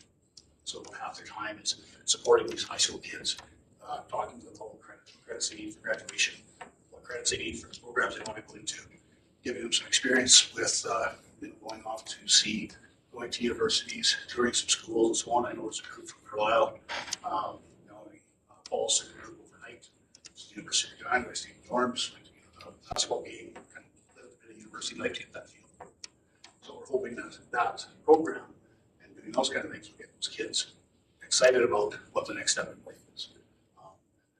Pursue those secondary pursuits. So not just FNMI kids, but all the kids. Does EDSB or anything else highlight what they have for credits and what they need for credits? Like what you're doing is providing additional help. Right. But there really is no excuse for somebody to say nobody told me I needed this credit to do this. Because EDSB should My blueprint does that. Or my blueprints, okay, Yeah, so. all right. Schools have their homeroom, their homeroom periods and how to Yeah. they should eat. So I encourage them to use my blueprint. It's a track record. Encouraging them to, but not everyone. Not everyone always does. Every school does, is supposed to have a track record for all students. Okay. So I know in most of my schools in the east, there's more out principal kids and map up their credits like each semester. Sure, there's larger schools that's managed with the career work people who meet with each of those individual students as well. Sure. I think what some of the stuff that we're talking about, the extra supports are more about making the experience something that is meaningful to students. So why do I need the 8 credits, or why do I need these 9, or why do we need these specific ones? I think is the defining two pieces, and that's what we've heard in meeting with some of the First Nations too. Is that the students need to know why this is important to these credits in terms of where they're going to be 4 years, 5 years, 10 years down the road. Any other questions? Screen. I got a group of difficult slides because Kathy and Cheryl will explain most of them for me. We mimic, just like Kevin had said, we mimic a lot of the same graphs that are over there for our Indigenous students, for our First Nation Métis and Inuit students. So we do have our Pontus finale year over year, looking at our students in grade 2 and 3. This is the data that, just like the rest of our students, will be sent up to the ministry. And you can see we have 2 columns in each for each of these graphs. One is our FNMI students, and one is our non-FNMI, or the rest of the students in the school division. And if you look from grade to grade, year to year, there's improvements overall, slight improvements overall. But in general, with a few exceptions, there tends to be a smaller band of green, or a smaller band of students at or close to grade level for our First Nation Métis Indian students than the rest of the student population. Of course, I'm pointing at the one grade, the one part of the graph that is actually reversed. So this current school year, our grade 3s, we actually have a higher proportion of our Indigenous students that are at or above grade level. Typically, it's the reverse case. So these students, again, will be identified through our student support teams at the school level, working with our response to intervention coaches to try and bring up some of those reading skills as we go through. The next graph is our STAR CBM. It's this is looking at our cohorts. So it's the same data, just looking at, instead of grade to grade, it's looking at a cohort. So we have current grade 2s that are sitting right here. Follow the same patterns that Cheryl was talking about, where we can't have kids below grade 1 reading level, but we do see some growth as we go year over year. We drop down at the beginning of grade 2 because you bumped up a grade, and we see some growth. Interesting to note is that each year as we start off with our cohorts, so this group will start in grade 2, we're actually starting off in a better situation with the grade 3s this year, with our current grade 3s, than they would have started off in grade 2. So there was definitely some good work put in with some of our interventions, looking at how our Indigenous students are doing in their reading levels. Similar to some of the graphs over there, we also are looking at the correlation of attendance and reading level. So just like over there, dark green is at or above 90% attendance, and the lighter blue is below 90% attendance. And we see very similar trends that we have with our general population, where we would have, we're typically higher than the provincial averages, which is good to see. We can see that our attendance interventions are happening, our reading interventions are happening, and our students that are attending more often are having a higher reading level. What is different between that graph and this graph, if you were to come in and look at the size difference between our students who are at or above grade level in reading and attendance rate, the gap widens. So there seems to be a little bit of an effect with our kids being in school and having a higher proportion of students being at or above reading levels. So when we have our interventions going in place, working with getting our kids in school, getting our kids reading, putting those interventions in place, there seems to be a pretty good effect when we start looking at this. So I actually wrote down my notes: if we can get the kids at school, hopefully we can get them to learn to read. And as Kevin had mentioned, if we can get them to learn to read their general successful and we can get them out the door graduated on time or at least in the extended time. So reading, I would say, is the bigger influencer, but our attendance definitely does have to be as well. Up here are our benchmarks, and again, this is where we had some of our. This is the 1 minute oral reading, and it just compares our First Nation students to our non-First Nation students. Very similar trends that we would have seen over there, going grade by grade there, and then looking at just like we had over there, our instructional reading level as we had everything renormed, giving us a standardized way of looking at it because they're not based on the norm. They're not based on a norm. They're based on a standard. Notice that there are some larger bands where there are red, and that's again this is the first time we're looking at the instructional reading level. That kind of information will help our teachers identify what supports we need to have in place and where they need to be. And again, just like some of our other graphs, First Nation population is relatively low, but we do tend to see a little bit fewer of our Indigenous students proportionally in the green compared to our non-First Nation students. STAR Math benchmark, again, same thing over and over again. Follows a lot of similar patterns. You can see year over year, our grades 1 to 9, there is that gap that we need to try and close between our First Nation and our non-First Nation students. We have a lot of interventions in place. We have our schools using MathUp as a resource in grades K to 8. We also have Indigenous leads and math leads in each of our schools, and hopefully the work of our teachers working together will help influence some of these pieces of data as we go through. Any questions on all the STAR data? I didn't want to say ditto, but ditto to Kathy and Cheryl. I get to introduce a graph lightly before the dream team takes it. No pressure though. I'm just kind of making it so they have to do this. They have to be the dream team. Sorry, Nathan. We also have separated out our attendance for our First Nation students. So in these graphs, as well as behind me, any of the students that are in the blue, those are the students that are attending 80% or higher, and the yellow is the students attending 9% or higher. And then we do have, like this is our pre-K and K, and we have our grades 1 to 6, and we can compare our grade levels for the last 2 years, but we can also see trends over the course of the year. So you can see in this current school year, going month to month, how our attendance rate has changed. And overall, there's some fluctuations, but they've maintained fairly steady attendance rates across the board as we go through month to month. And if you compare year to year, it's fairly similar with the exception of some of our middle years in high schools, high school age students. And I believe we could probably attribute some of that to some of the busing going on in the White Bear area, just because we can't get, some of those kids aren't able to get to school at this point. I don't want to steal any more of your thunder, I promise. Any questions? Okay, moving into our last set of data, and this is under mental health and well-being.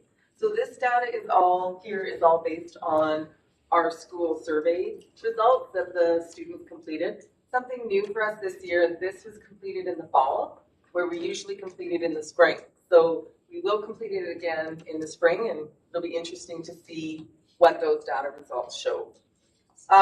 Each of the sections are the areas that the students answer the questions in. Overall, we're trending up where we need to be trending up. We're trending down where we need to be trending down. Or we stayed the same, but we've had some really great growth over the last school year in terms of all of the data. I'm just going to focus on a few of the areas. Our advocacy at school was one of the ones that we wanted to dig in deeper last year, and we have trended up in our middle high school students. This gold line here is the provincial norm, so we are within the provincial norm and we're almost above it in our middle high school students, and we have stayed the same with the elementary students. The one difference with these two graphs is the questions are, both of the students are asked, does the teacher take an interest in our project? here they're asked about, do they encourage me to do well? Up here it's, do you have problems at school? So that's a significant difference in those questions there. When we look at our anxiety and depression, thankfully we're starting to trend down over the last 3 years. So our elementary students, we've gone down to 31, which we are still within the provincial, but we are trending down in the right direction. Our middle years in high school have stayed the same, but we haven't gone up. And this is attributed to a lot of the work that we've done. Sorry, I missed one part. Devin's going to speak to our course corrections and our supports and interventions. I'm just sharing the data. Sorry. And same with our depression. We students that are experience that depression, we've gone down significantly in the last 3 years there. The last area I wanted to point out was our positive learning environment climate and our feeling safe at school. So in the positive learning environment, they ask some questions like, do you have positive behavioral rules or expectations within your classroom? What's classroom management like? Those are the types of questions they're answered here. And then these are like, do you feel safe in school? Do you feel safe coming to school, going home from school? Are you accepted by your peer group? So it's like, are you positive? Do you have friends? So there's a connection there between these two, and we are trending up in the right direction. So this isn't to mean that this is an increase in behavior in classrooms. What it is that they're feeling safe within the classrooms and within the school. It's a really great data to see. Great, now that all my colleagues have talked to you for the past 45 minutes, I'm just going to spend the next couple of hours explaining. I'm just teasing. What I have learned in my 4 months and 18 days working for Southeast Cornerstone. She's counting.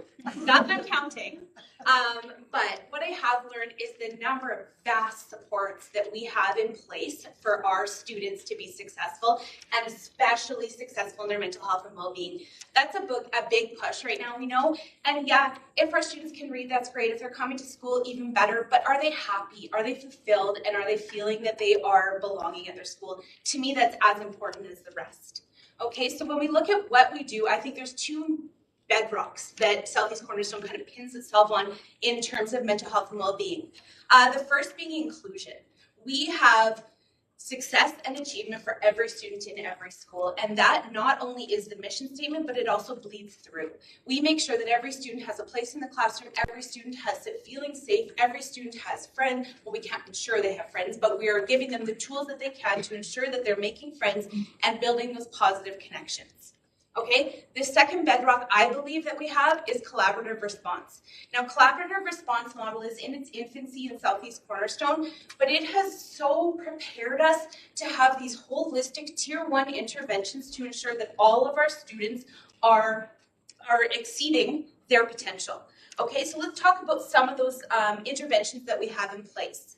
The first we would have Raylene Forsyth, who is our, I don't know her actual job title because job titles around here are about this long. Mental health consultant. Oh, okay, mental health consultant. She's focusing on our mental health literacy and focusing those mental health literacy pieces and tying into student outcomes. We're front loading a lot of our mental health and well-being learning with the Mind Up curriculum. Further to that, we have mental health capacity builders in some of our schools who are working on holistic school-wide approaches to staff and student wellness. They are looking at things like executive functioning skills, preparing themselves for that transition out of high school. And those capacity workers used to work very individually on pull out and push in programs for smaller groups of children. They've changed their focus now and are using it for large groups, which is just better affected all of our students. The counselors have made a focus on spending their time in the classrooms, in schools, so that they are better able to help support our students. And how are they doing that? They're normalizing anxiety, they're normalizing stress, and they're helping our students recognize some of those feelings are normal, but here, not only are they normal, here are some tools to improve so that that data continues to excel. We have done work around trauma-informed practice, bridging that gap between relationships and advocacy. We are doing a lot of work around digital citizenship in our schools. Right now, some of our Weyburn schools are looking at bringing in the ICE program to help remind our students what it means to be a good digital citizenship. A good digital citizen. I'm going to say collectively, we're marinated in technology these days. It is screen time over screen time, and we thought coming out of COVID those numbers would improve, but the research shows that they haven't really improved. So we need to teach students what that means to be responsible while using that technology, which always affects mental health and well-being. We do a lot of universal screens. We do behavior matrices. We do positive behavioral interventions. This is a data-driven division, and I've said it 100 times. Not only is it data-driven, but it's data-informed, which I think is the more important piece to that. So now that we have all these pieces in place and our data is trending upwards, it's not time for complacency. It's time to keep grinding through and trying to improve this data even better. And then Tracy's going to talk to attendance. So this is just our last piece of data here. This is our cumulative attendance. Mike spoke a little bit to it over there with our First Nations and Métis students, but this is like our overall student. But there's not any significant changes over the years with this data. When we're looking at, the gold here is attending 90% or higher, and the blue is attending 80% or higher.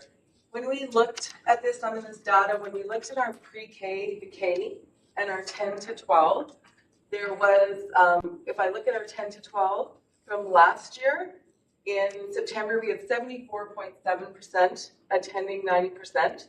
Then that dropped to 62.9 in October, and then it dropped again to 58.9. Then when we look at this year's data, we start at 67.2. We just have a small drop of 64.8, but then we drop to 56.2 in November. The data is very similar in pre-K to K, and so when we're talking about attendance, we're talking about reading scores, we're talking about our universal screen. Attendance does matter in the pre-K and Ks because it is reflective all throughout. November, we're seeing a dip across the board. Now, could it be weather? Could it be heightened anxiety? Could it be you're coming to the end of your term? Weather, so yeah. So we just are going to wait to see what our January, February, March data looks like, and maybe we need to do a little bit more in our months of November.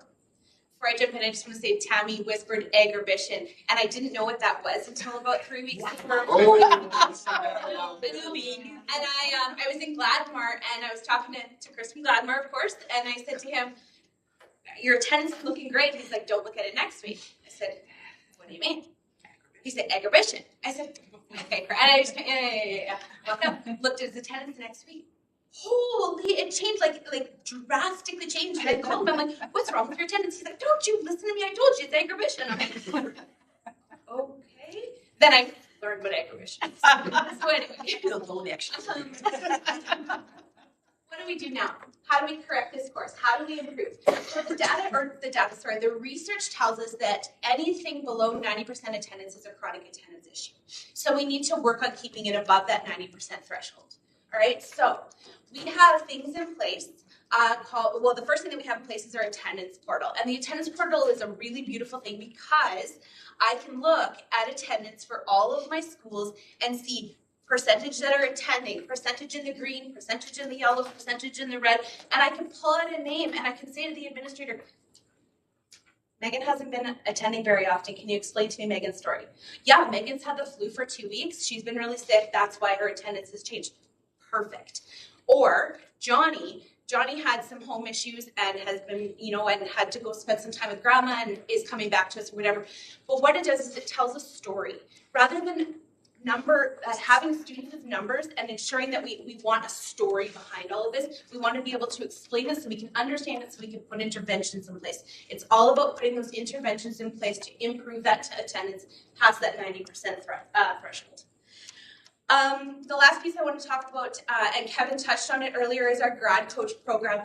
This is almost like having an individual student success coach for our First Nations, Métis, and Inuit students. It is a guide from them as they transition basically from grade 9 into high school, throughout high school, and out of high school. It helps with their attendance tracking. It helps with their grades, their credit tracking, and everything like that. And so that program has been wildly successful so far, and we're only seeing, in my opinion, the beginnings of its abilities, its capabilities. So our grad coach programs are in Carlisle, Arcola, and Stoughton. Not all schools in Carlisle, but in Carlisle. And so we're able to track and we're able to spend time so that we can improve the attendance data that Michael was presenting on.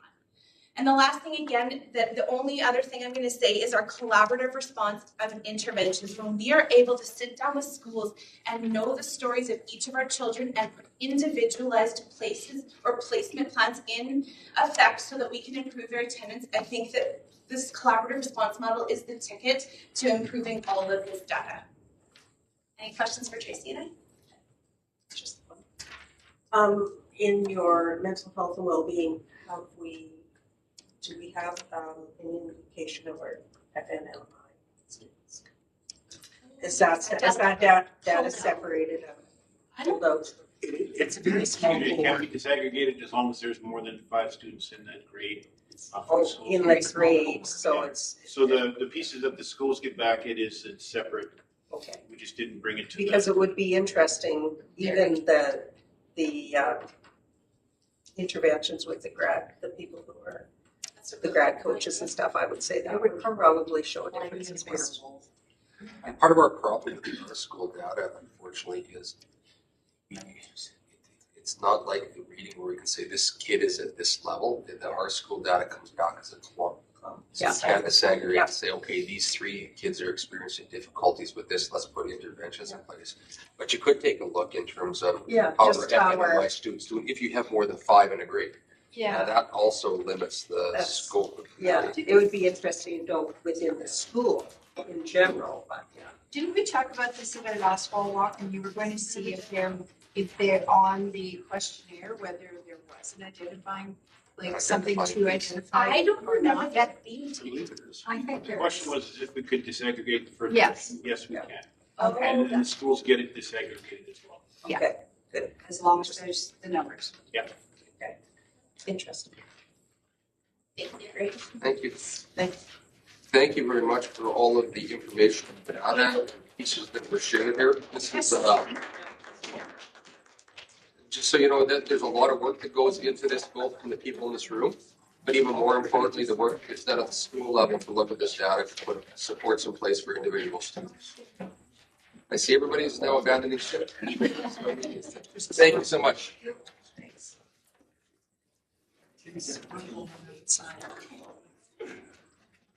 I'll try to get you to hear from me, sure. Just going through. I'll get you out of the room.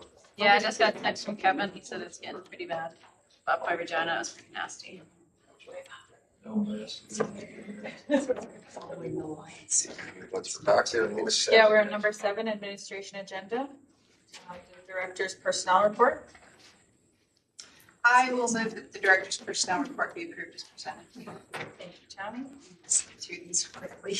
Any discussion? All those in favor? Motion carried. Business item 7.2, declarations of office. Need a motion. I move that the board acknowledge the declarations of office for all board members have been executed and are on file. All those in favor? Passed. The next one is the Carlisle School Community Motion 7.2.2. We have a letter of intent. Thank you. Yes, so if you will, just to speak to this briefly, there's a letter of intent that have come to you acknowledging the fact that the Carlisle community, the town of Carlisle, has made a motion, a resolution to provide $4.2 million basically to the new building in Carlisle to be paid after July 1st, 2020-25, after 3366 and 99% substantial completion of the project in Carlisle. That then requires a motion on your part.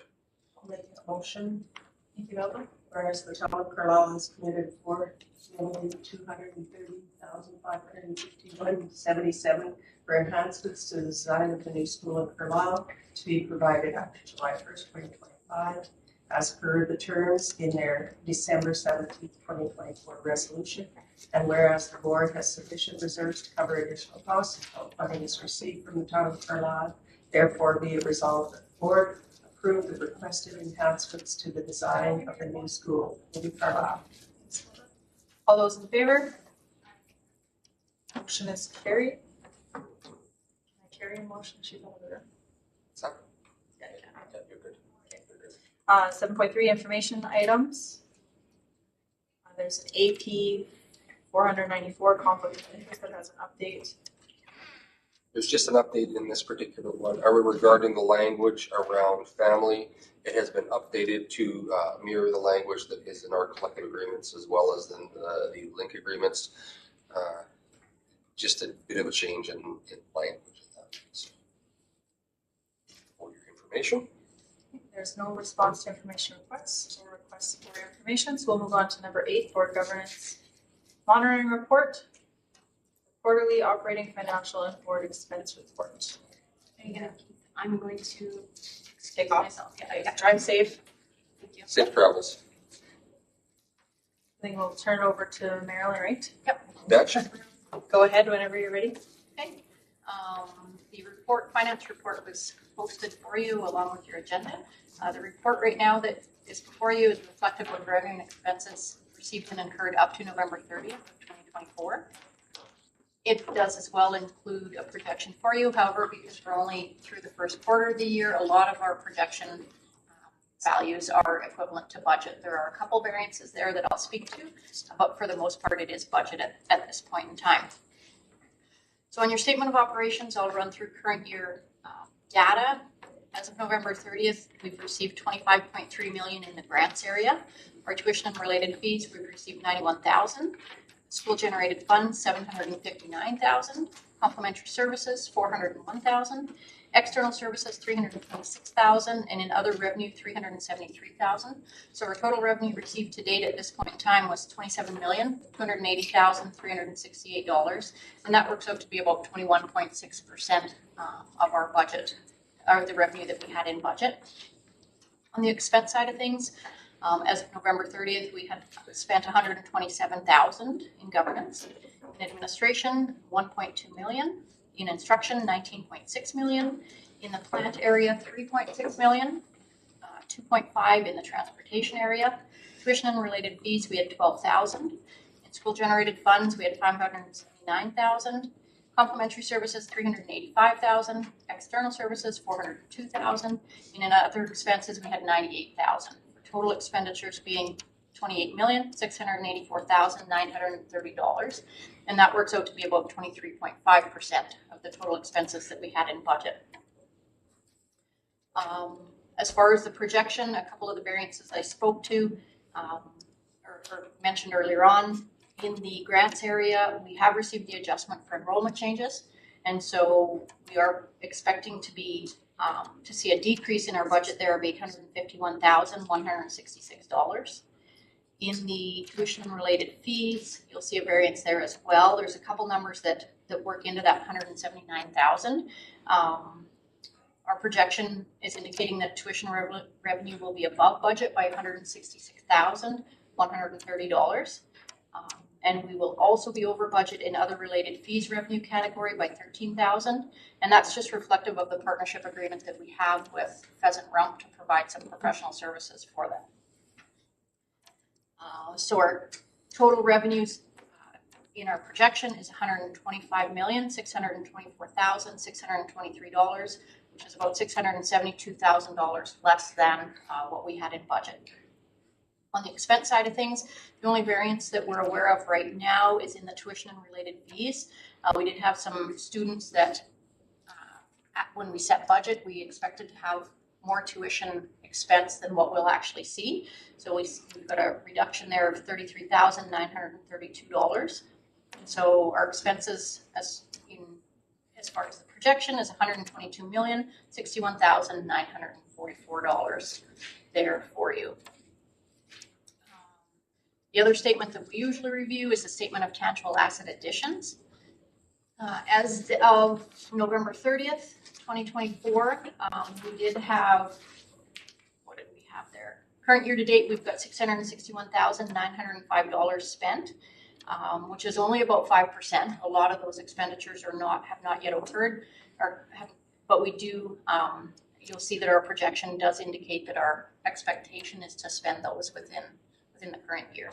So not a whole lot of changes for you, but that's our report for the first quarter. And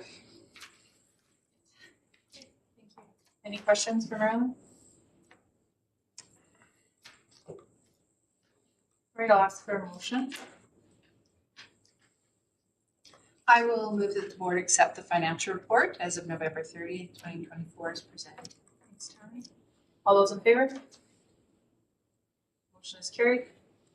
Thank you, Marilyn, very much. Future meetings and agendas. Next meeting is January 15th, committee of the whole board meeting and regular public meeting in the afternoon. Anybody have anything else? All right, Jim, your turn. We adjourned the last meeting of 2024.